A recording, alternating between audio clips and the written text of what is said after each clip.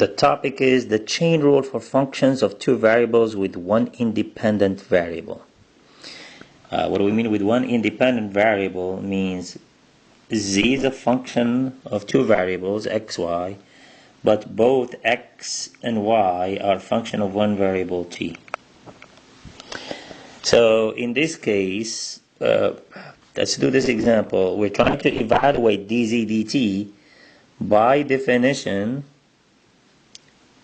dz dt, it's just to save, well, I just save space and write it here. dz dt will be partial z with respect to x times dx dt, right? Definition is right here, plus partial z with respect to y times dy dt. So let's start with partial z with respect to x.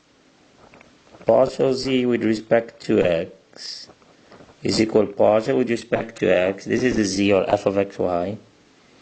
That would be x squared y plus cosine of y. This is going to be equal to, now remember, y is a constant, so we can take it out. So we can say y, doing two steps at once, partial with respect to x of x squared plus partial with respect to x of cosine of y. This is just going to be equal y times 2x, so it's 2xy plus 0. Cosine of y is a constant. So partial with respect to x of z will be that. So this is going to go to 2xy right there. Right, it's replacing partial z with respect to x. Now partial z with respect to y will be equal to partial with respect to y of our function, which is x squared y plus cosine of y. Now remember, the x squared is the constant, so we can take it outside. So this will be x squared partial with respect to y of y plus partial with respect to y of a cosine of y. Now partial with respect to y of y is 1. 1 times x squared is x squared. Partial derivative of cosine of y is minus sine, so minus sine of y.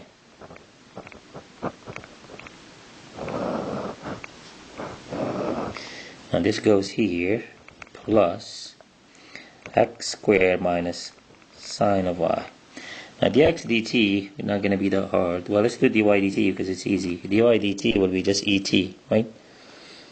dy dt will just be e to t. So let's plug it here. Now the only thing we need is dx dt. So dx dt is equal derivative with respect to t of t cubed plus 7 to 1/2, right? Square root means 1/2.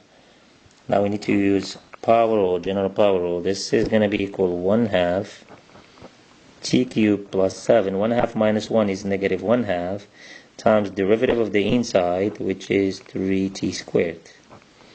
So this is going to be equal 3t squared over 2. I'm going to move this to the denominator.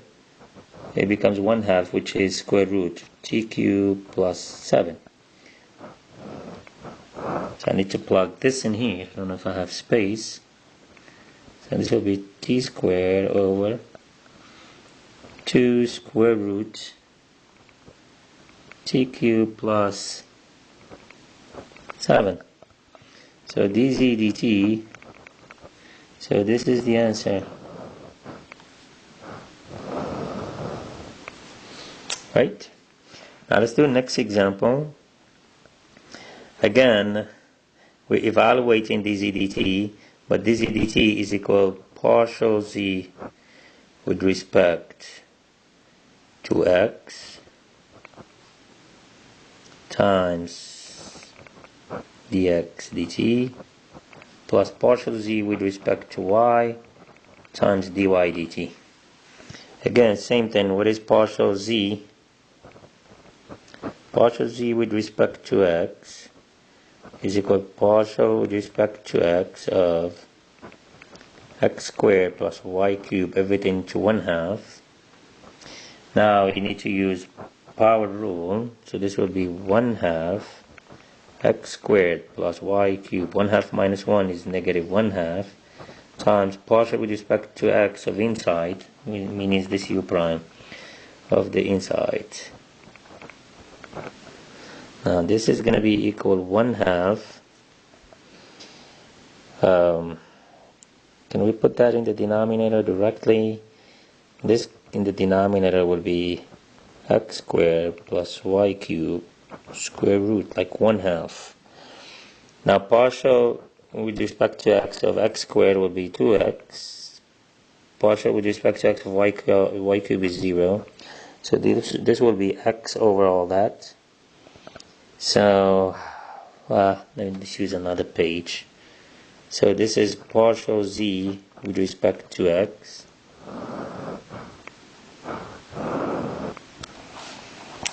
Now let's move on to, let me rewrite here z. So z is going to be equal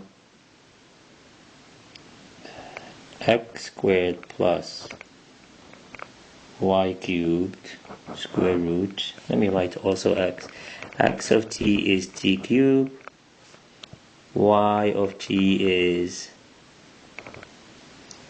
sine of t. So far what we did, we found that partial of z with respect to x is equal x over x squared plus y cubed square root. Now next thing we need to do, find partial z with respect to y, which is partial with respect to y of x squared plus y cubed 1/2. Again, we need to use power rule right here. So this is going to be 1/2 x squared plus y cubed. 1/2 minus 1 is negative 1/2 times derivative of the inside. So partial with respect to y of the inside function. Right, this is going to be equal, I'm going to move this to the denominator.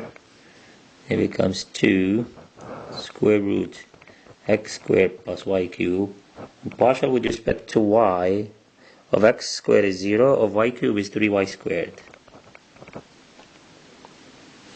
So this is partial z with respect to y. What does I need? I need dx dt and dy dt. Those are easy. So dx dt will be derivative with respect to t of t cubed, which is 3t squared.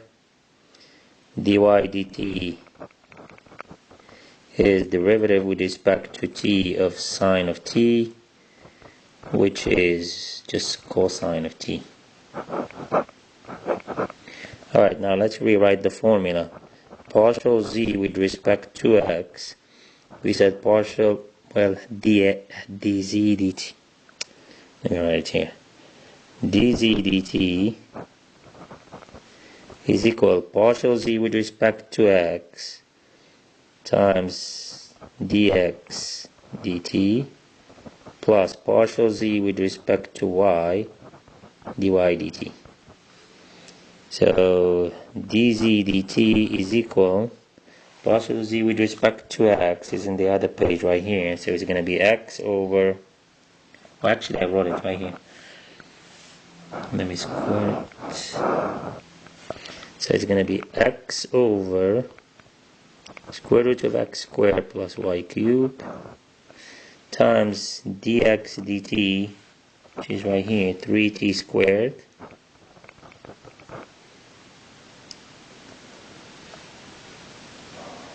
plus partial z with respect to y, right here, 3y squared over 2 times square root x squared plus y cubed times dy dt, which is cosine of t. Now last step, we need to rewrite everything as a function of t. So dz dt, so whenever we find x, we plug t cubed. Whatever we find y, we plug sine t. So x becomes t cubed over square root t cubed squared plus y is sine of t, so sine cube of t, 3t squared, plus 3 times y is sine of t, so sine squared of t over 2 square root x is t cubed, so t cubed squared, plus y is sine, so sine cube of t. One more step. 3t squared times t cubed is 3t5, so 3t5 over square root t5 sine cube of t plus 3 sine squared of 2 sine squared of t, 2 square root, 3 times 2 is 5, so t5 plus sine cube of t. I just realized I forgot to substitute here. Oh my goodness, what am I gonna do? I forgot. Let's go to the first page. You need to plug, what is x? Et, this is x. No, actually cube root of t plus 7 for x, and we need to plug e to the t for y. So this becomes, thanks to God I have space here, so dz dt is equal 2 times x times y. The y is et, so 2 times y et times x square root of t cubed plus 7 times 3t squared, everything over 2 square root of t cubed plus 7, and then plus x is et, et squared is e to the 2t, et squared is e to the 2t, minus sine of y is et, everything times et. Yep. So you have to have a function of t, because remember we're doing dz with respect to t, so that a variable, independent variable is t. And that's it for these two examples.